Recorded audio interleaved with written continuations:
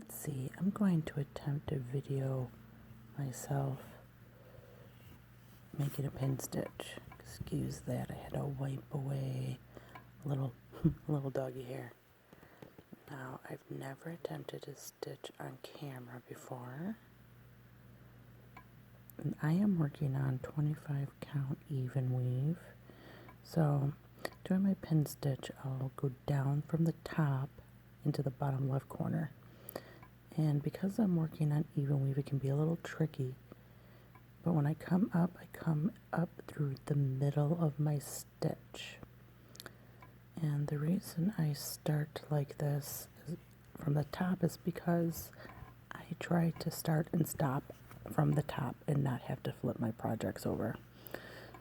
So as you see, I kind of found the middle of my stitch coming up.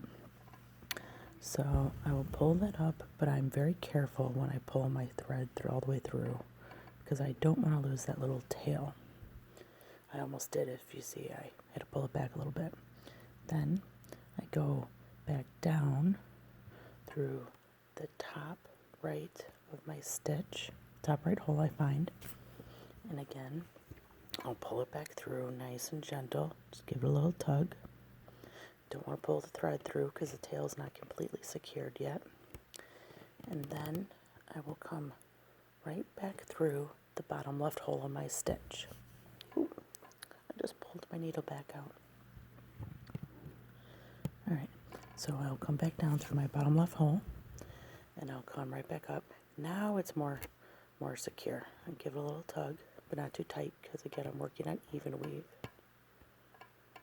And then I'll go right back down through the middle. It's easier the second time.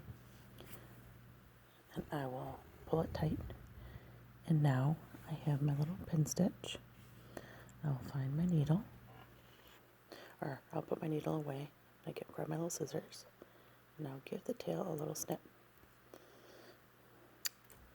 There we go. Now I have a nice, clean little pin stitch.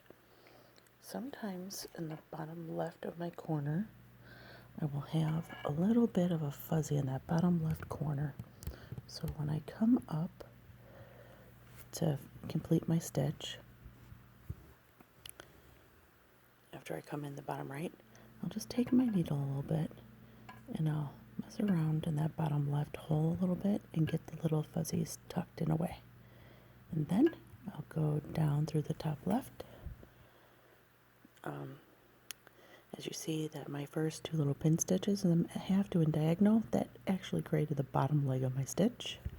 And now when I go through, I have a nice little stitch. Now if for some reason my stitch, you still see the little fuzzies, which here you can see it obviously, but if this was in the middle of a project, you wouldn't be able to see it at all. I'd go as I'm stitching and I do my next stitch to the bottom, either one of the attaching stitches.